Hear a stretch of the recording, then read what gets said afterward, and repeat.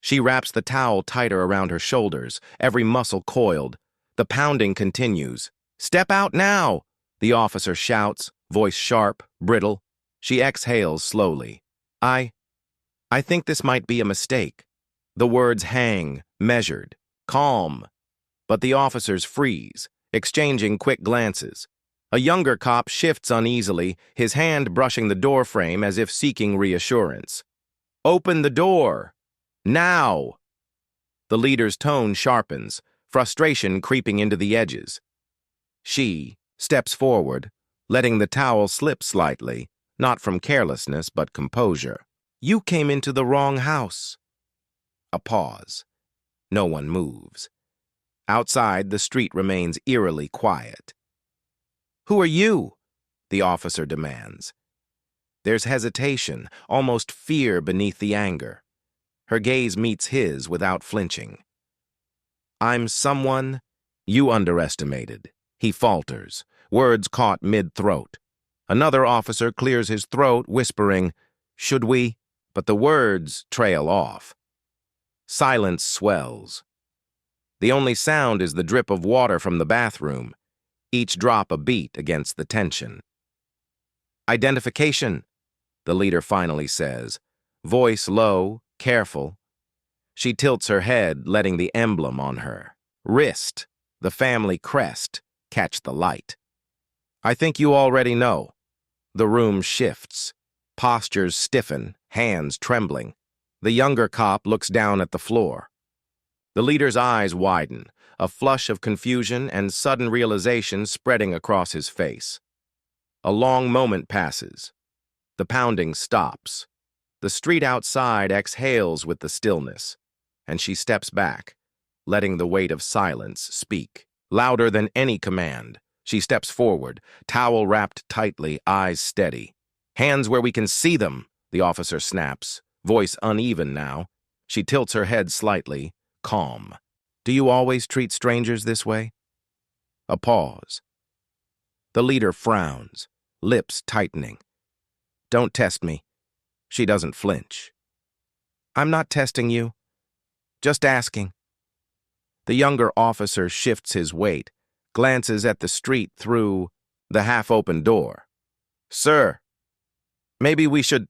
"Shut it," the leader snaps, then immediately lowers his voice, almost to himself. "We can't be wrong here." She studies their faces. The slight hesitation, the micro-expression of doubt. "And if you are?" The leader hesitates, his jaw tightens. "You don't understand authority." "I understand responsibility," she says quietly. "And respect." The room tightens with tension. The younger officer exhales audibly, fidgeting with his notepad. "Sir, maybe we're over..." The leader glares but falters. Her calm is a mirror to their agitation. He clears his throat. "Show some ID." She gestures to a small folder on the counter, letting the light catch the crest embossed there. "Do you recognize it?" Eyes widen, the leader steps back slightly. That can't..." She doesn't speak. She just meets his gaze steadily, letting the silence press. Each second stretches, heavy with unspoken acknowledgement.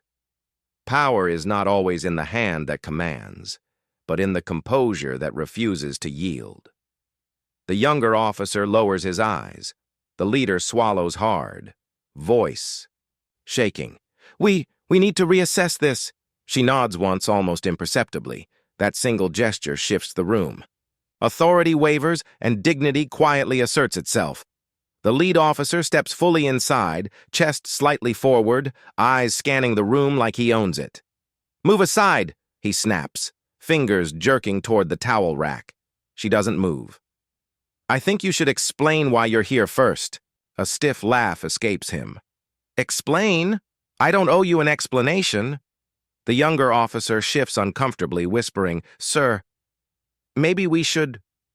"Silence," he cuts, his voice sharp. Then, almost inaudible, "We run this house, not her." She tilts her head, gaze steady. You seem very certain of that. He barks a laugh, snapping his fingers toward the others. Follow orders. Move. Now.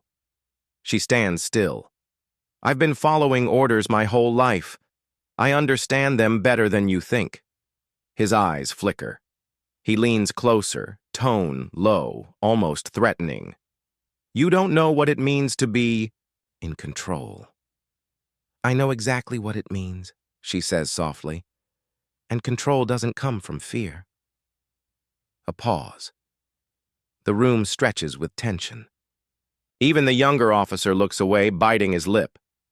Young lady, the leader begins, but hesitates, noticing the firmness in her voice.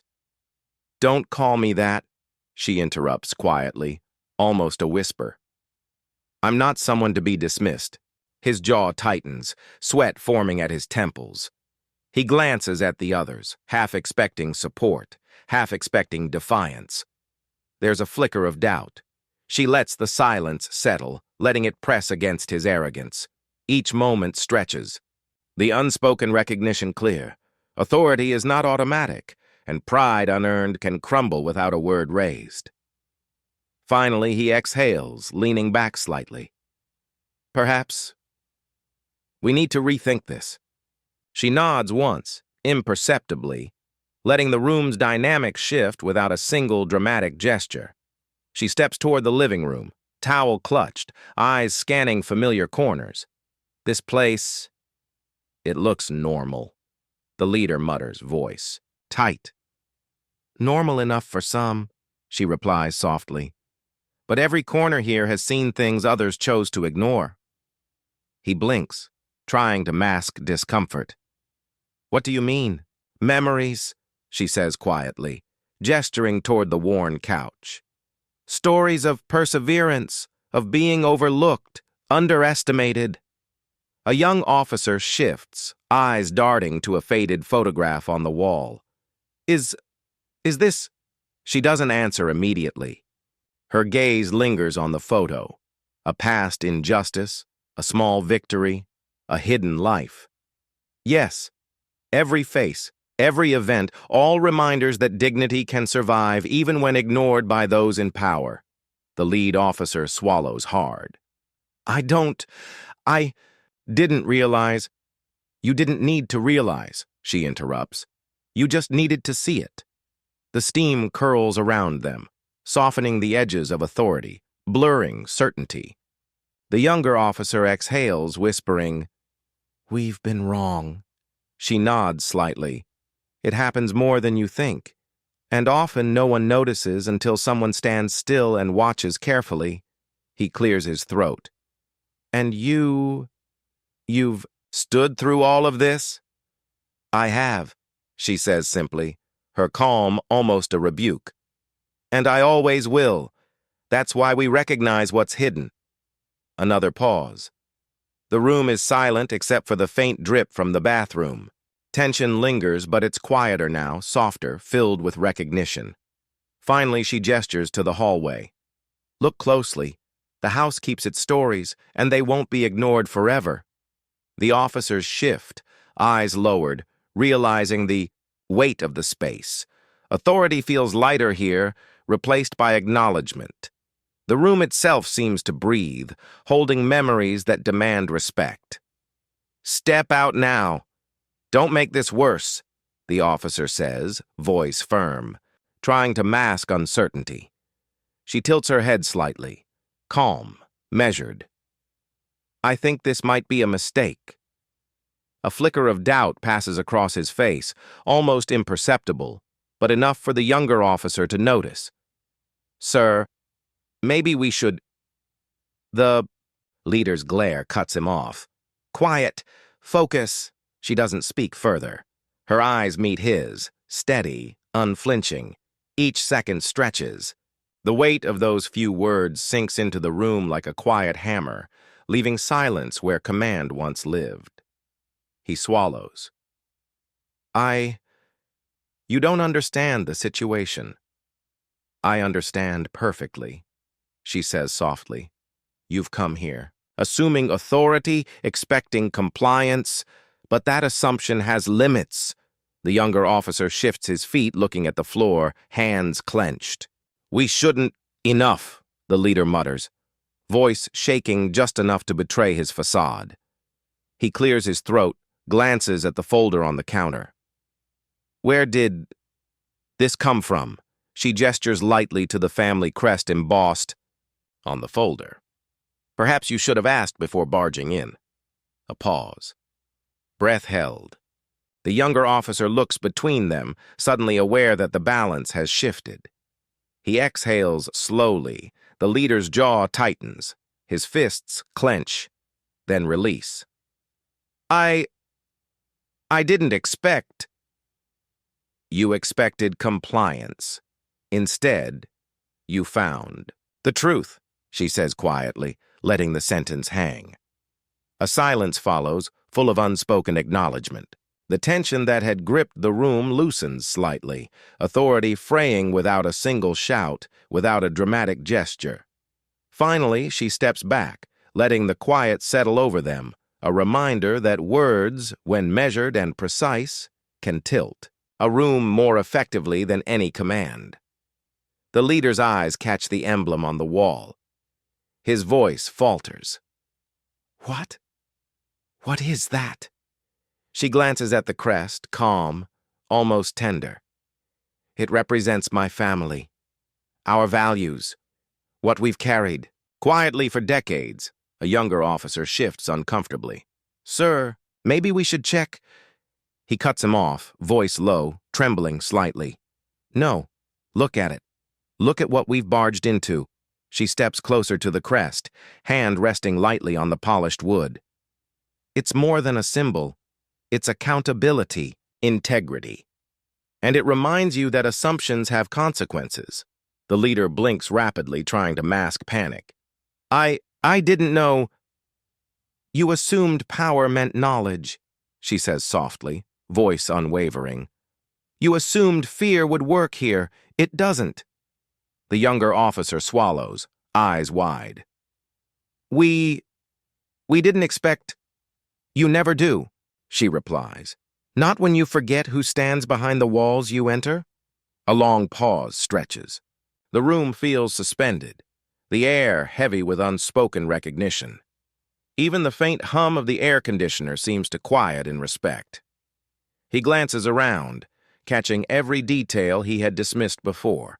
The photographs, the awards, the quiet dignity. In the space he tried to command, his shoulders slump slightly, confidence crumbling silently.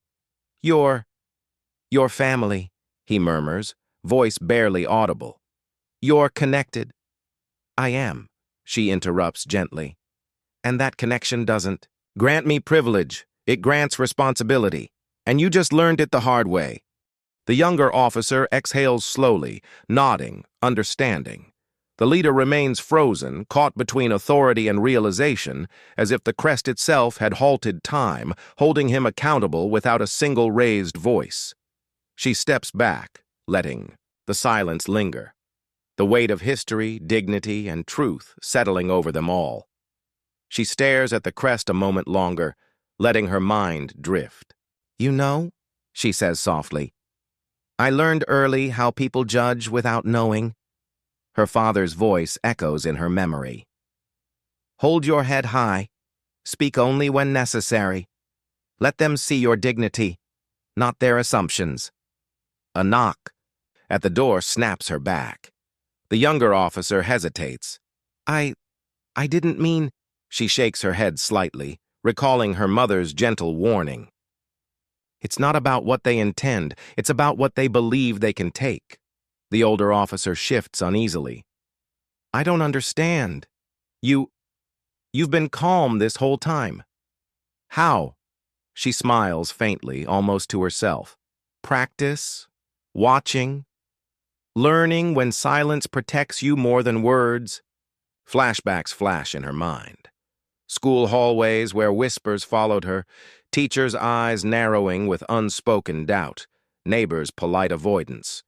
Each moment a quiet test of endurance. Did they ever stop? The younger officer asks, quietly, almost whispering, as if afraid to disturb her recollection. They never do, she replies. Not until you claim your space without apology. Not until your presence reminds them dignity isn't optional. The older officer swallows, tension curling in his jaw. I can't imagine. Try, she says. Try to walk where silence was your only defense, where every glance reminded you that society measured you by color, not by character. The room goes still. Even the intruders sense the weight of history, the patience of a lifetime built on quiet victories. She straightens, voice steady. That's how you survive. Not by anger, not by shouting, but by letting every injustice pass through without breaking your soul. They absorb her words, realizing the quiet strength they've underestimated. The power behind composure forged in shadows they'll never see. She leans against the sink, towel draped over her shoulders, and mutters under her breath. It always starts small.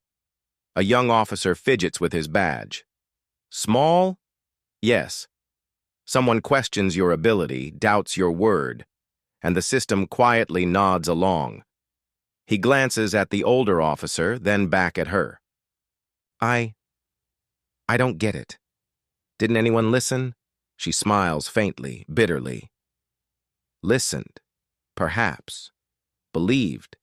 Rarely. It's easier for them to protect each other than to admit they're wrong. A flash of memory interrupts her calm. A workplace. Incident. A manager shrugging off harassment complaints. He said it was just a misunderstanding, she murmurs. The emails, the reports, all filed away like they never existed. The young officer's voice drops. And the neighbors? Did they? They whispered. Pretended not to see. Even the kind ones walked past. It's safer to ignore someone else's discomfort than to challenge authority. The older officer clears his throat, uneasy. So you just kept quiet? Her gaze sharpens. Quiet, but aware. Careful. Every dismissal, every casual insult taught me where the cracks were, and where I had to stand firm without losing myself. A silence fills the room, heavy. The intruders shift, sensing her composed anger, realizing authority can't always overpower experience and dignity. You survived all that? The young officer whispers, almost incredulous. I did, she replies. And each ignored, encounter each dismissal, built the person standing here now. Calm, unyielding, watching you unravel where others failed to act. The older officer exhales, tension in his jaw. I didn't think about it like that. She tilts her head, slightly, voice steady. That's exactly how the system wanted it. Invisible, ignored, but not defeated. The room hangs in stillness, the lesson sinking in, leaving authority quietly unsteady. She steps out into the hallway, towel loosely around her shoulders, and hears faint murmurs through the thin walls. One neighbor mutters, "Did you hear what? Happened again?" Another voice, quieter, adds, I don't know. Should we say something? She pauses, listening, the weight of countless silences settling over her. It's easier not to, she whispers under her breath, almost to herself. Across the street, a colleague leans against a doorway. I didn't think it would get this far, he says, eyes darting nervously. Get this far? She repeats, voice calm but sharp. You mean people noticing what's always been there? The neighbor shifts, shuffling feet. It's complicated. Authority. They don't like interference. Her gaze sharpens. Complicated? No. Convenient. That's how injustice survives. One whispered excuse at a time. From the office, a young officer murmurs to a senior. Maybe we should report it? The senior pauses, lips tight. Reporting what? It'll just vanish into procedure.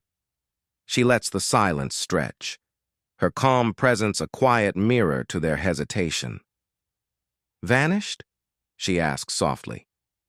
Like all the voices that were ignored before? Like mine? The young officer swallows, unease visible. I didn't know. You didn't? She repeats, eyes unwavering. Or you chose not to? Every glance away, every whispered doubt, every moment of avoidance, it's complicity. You see? It? But you walk past. Another neighbor finally speaks, voice breaking. I thought it wasn't my place. Her voice softens, measured. It is. Silence doesn't protect anyone. Not you, not them. Just makes the walls whisper back louder. A heavy pause fills the hallway. Observers shift uneasily. Authority, peers, neighbors, all caught between recognition and inaction. Their unease, a subtle echo of the moral fracture surrounding them. The door creaks open. She steps forward, calm, towel now replaced by a robe, hands folded loosely. Evening, she says quietly. The lead officer clears his throat. We have a report. Younger officer glances at the lead, then at her. Is everything all right here? Her gaze lingers on the younger one. Alone in a home, yes. Why do you ask? The lead snaps his fingers, tense. Move aside. Routine check. Routine. She nods, voice even. Of course. But maybe you should be sure you're following procedure. The young officer fidgets, shifting weight. We just what? She asks softly. Making assumptions? Judging without seeing? Outside, neighbors lean from windows, whispering. One mutters, I thought she was exaggerating. Another sighs. No, she's right. We should have. She notices yet doesn't comment. Her stillness is sharper than any accusation. The lead officer's jaw tightens. You think you know the law? I know what respect looks like, she says calmly. And what silence allows. A pause. The younger officer swallows. Maybe we should. No, she interrupts gently, eyes steady. You've seen, you've listened. That's enough to start noticing. The lead officer steps back slightly, micro-reactions flickering, hesitation in his stance, finger tapping nervously, eyes flickering to the neighbors. She straightens, observing each reaction, each falter. Authority isn't proof of right, she says, voice soft but firm. And fear isn't control. The young officer nods faintly, conflicted. The lead exhales, shoulders stiff, silent for a long moment. The room stretches with tension, layered. Through gazes and judgments, words unspoken but felt, the raid revealing fractures in assumed power, the quiet dignity of observation outweighing the faltering authority before her. A heavy silence hangs. The lead officer shifts, fingers brushing. The edge of a table. Are we really doing this? The question comes softly from the younger officer, voice barely above a whisper. The lead stiffens, eyes narrowing. What do you mean? I mean, this, the younger officer says, glancing at her calm figure. Is it right? Are we crossing? A line? She watches silently, every breath measured, letting the words land.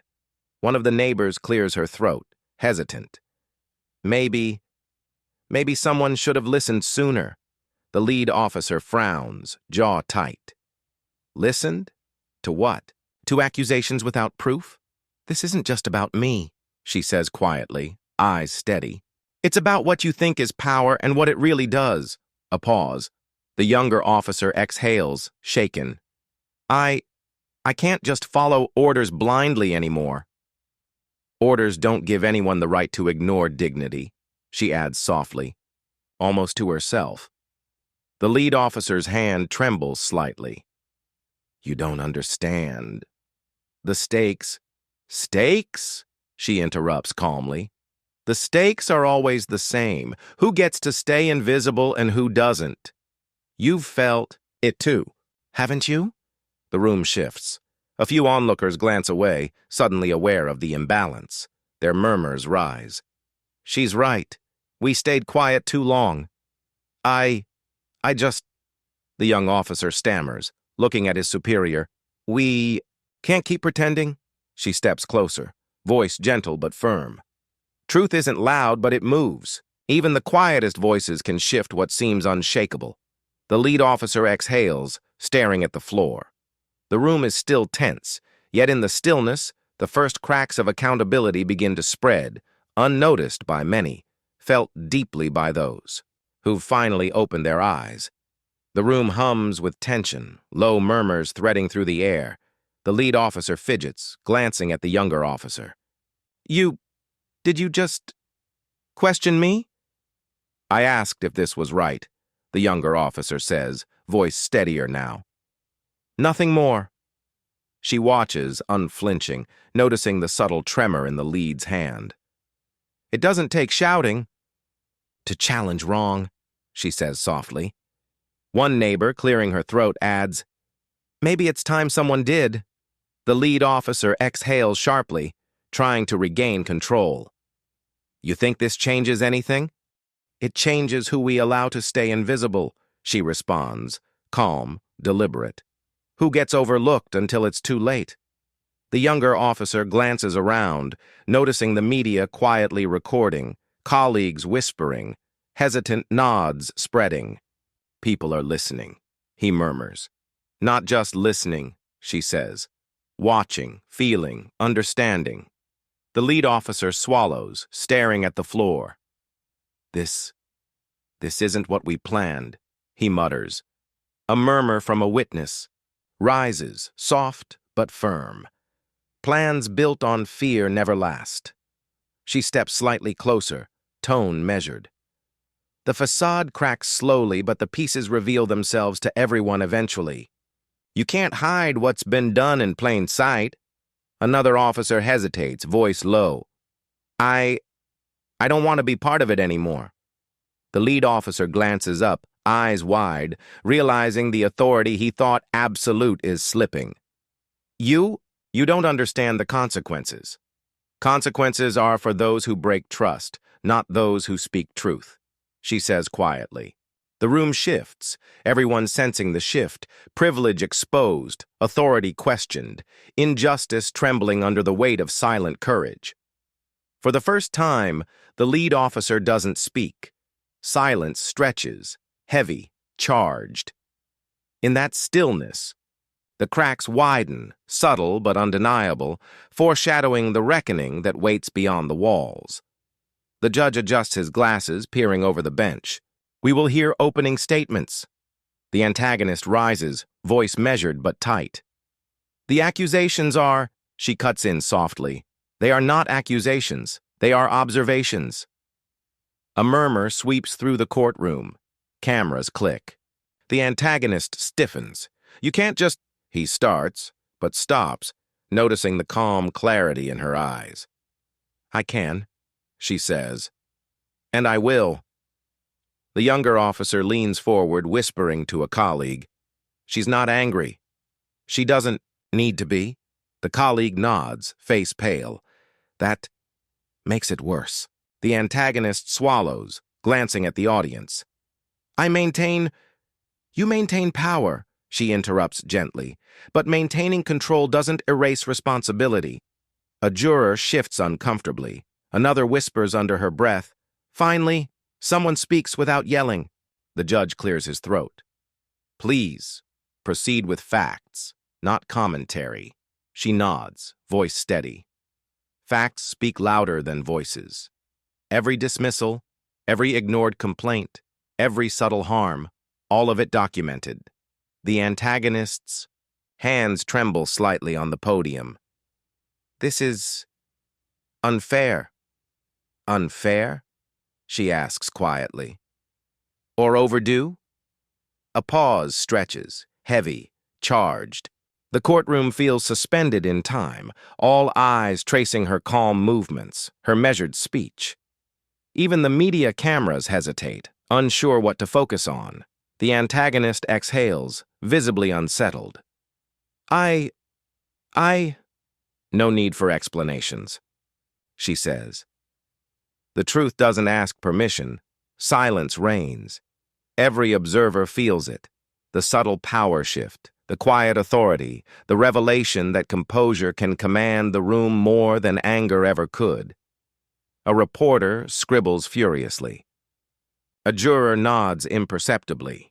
Even the antagonist looks defeated, the first cracks of accountability showing in a place built to hold judgment. She adjusts her papers, voice low but unwavering. Justice is not loud. It is patient. The antagonist flinches, struggling to find words. I didn't know. A juror leans slightly forward. You did, though. You ignored it. The antagonist swallows hard, eyes darting across the courtroom. I thought I was protecting. What? She interrupts softly. Your reputation? Your comfort? Silence ripples. Cameras capture every subtle twitch. The room shifts, a collective intake of breath as power begins to unravel quietly. A supporting witness rises, voice barely above a whisper, yet it echoes. She told us, months ago. No one listened. A lawyer in the gallery mutters under his breath. Finally, someone says it out loud. The antagonist presses his hands against the podium. This isn't fair. It's not about fair, she says calmly. It's about true. About truth finally speaking where silence once ruled. Another witness nods, timid but firm. I saw it. Everyone did.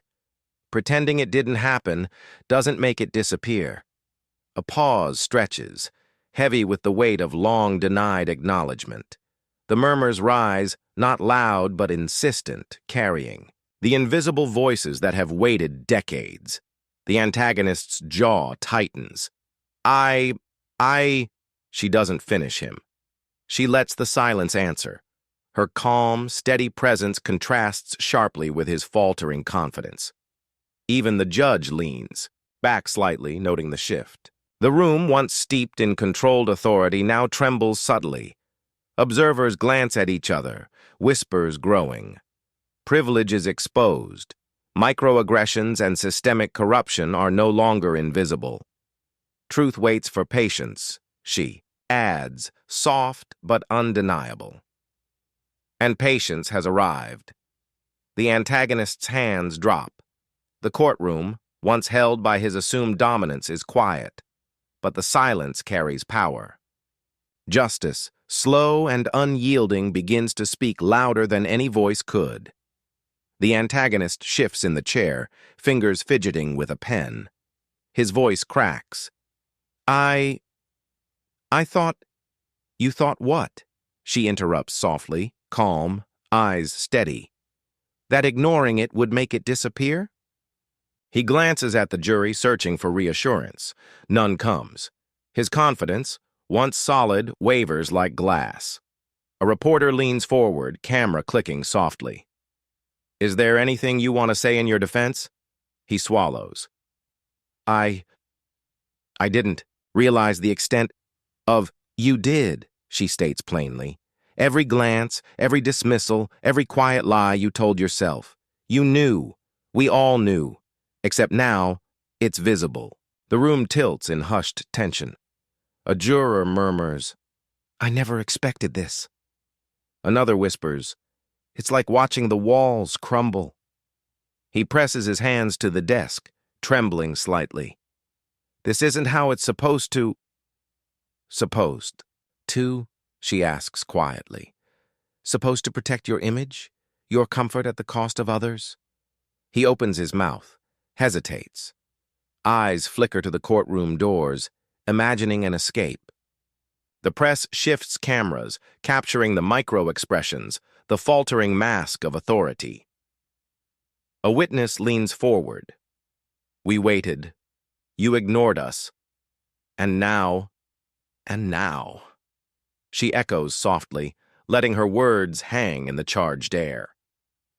The antagonists, jaw tightens, lips pressed thin, fingers tap lightly, unevenly, betraying internal chaos.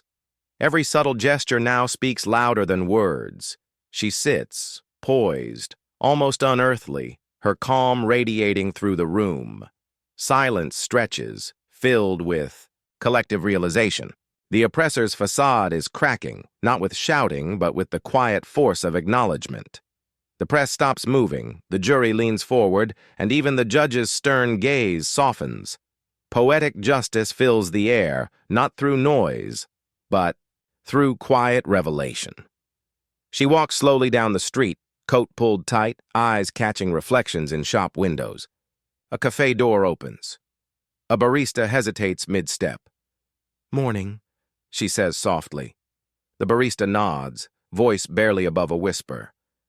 "Morning. We, saw the news." She smiles faintly, not needing to comment. Silence carries acknowledgement heavier than applause. A passerby glances at her, phone in hand. I just wanted to say, "What you did," he stammers, voice uncertain. "It mattered." She nods, letting the words settle. "It mattered because it had to," she replies quietly. No triumph, no flourish, just the weight of persistence recognized.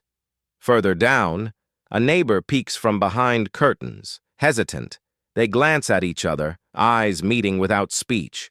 The unspoken acknowledgement holds as much meaning as 1,000 words. A journalist appears suddenly on the corner, notebook ready.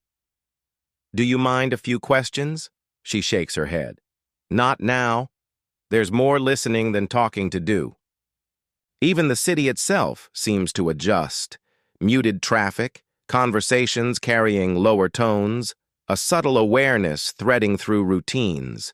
Small gestures, a door held open, a car letting her pass, signal recognition of what happened, a quiet recalibration from a park bench. A child watches her walk by, curiosity plain in their eyes. "Mom? Who is she?" "She's someone who reminded people to pay attention," their mother answers, voice steady but low. She passes, shoulders squared, calm, undisturbed. The city breathes differently, though faintly, carrying ripples of change. The echoes aren't loud. They don't demand notice. They hum quietly, persistent, tangible in the small shifts around her. And as she moves through streets that once ignored her, she knows dignity leaves marks even when the world hesitates to celebrate. She stands in the abandoned office, light catching dust on a forgotten desk. A phone buzzes once, screen flashing, unanswered calls. She picks it up, lets it slide back into the drawer. A former colleague appears in the doorway, hesitant. "I didn't think anyone would notice." She turns slowly, eyes steady. "Not notice? You mean not speak up?" He swallows, glancing at empty files and scattered papers. "I wanted to. You were afraid," she finishes, quietly. Her voice carries neither accusation nor triumph, only observation. The colleague nods. Yes. His hands fidget with a pen, tracing cracks in the wood. And now, it feels different, seeing this. All of it. She moves to a shelf, fingers brushing over framed photographs, smiles frozen, authority captured, now hollow. It's not just authority that vanishes. It's what people built on it that falters too. A faint creak behind her. Another visitor whispering. People are talking about him, about everyone who stayed silent. She doesn't turn. And those whispers? They carry weight. More than you realized when you kept your head down. The first colleague exhales, almost a laugh of disbelief. We watched it all, and now it's gone. Just like that. She steps closer to the window, looking at the city beyond. Gone, yes, but not unnoticed. Silence breaks, even if softly. He nods, eyes wet. I see that now. She lowers her gaze to the floor, letting the quiet settle. Remember, It's the small cracks that matter most. The letters ignored, the calls unanswered, the memories unspoken. That's how power fades, without shouts, without fights, just exposure, reflection, truth. The room hums with absent presence, every object a testament to faded authority. Outside, the city moves on, but the echoes linger, marking quiet justice done. She steps into the small community hall, familiar faces gathered, some tentative, others curious. A low murmur greets her, fading as she nods in acknowledgement. A neighbor clears their throat. We see you now? She pauses, letting the words settle. Thank you. Her voice is soft, yet each syllable carries the weight of years spent unnoticed. Another resident, hesitating, speaks. It took time, but people are listening. She looks at their faces, eyes tracing quiet pride and lingering doubt. Listening is only the first step. Seeing clearly, that's harder. A local journalist adjusts a camera. Your story, it's making waves. Policies are being reviewed, committees formed. Change is slow, but it's coming. She nods, a small smile touching her lips. Slow is enough if it's steady. Enough for those who followed silently, who endured quietly, waiting for acknowledgement. A child tugs at a parent's sleeve, eyes wide. Are we safe now? She kneels slightly, meeting the child's gaze. Safe enough to speak, safe enough to hope. That's how we begin. A former colleague murmurs almost to himself, I never realized how much courage silence held. She stands tall, letting her calm fill the room. Courage isn't loud. It doesn't need applause. It carries through whispers, glances, small acts that add up until they shift everything. Someone in the back, voice unsteady. Remember, we'll act. She exhales quietly, watching the crowd. Her thoughts settle. Even in silence, truth finds its voice. A weight lifts, but not completely. The city outside hums on, yet within these walls, the echo of justice lingers. Doors open, people drift into the streets, conversations budding, hints of community repair forming quietly. Change is subtle, yet undeniable. She steps out last, observing. The streets, the faces, the city, knowing what has begun cannot be undone.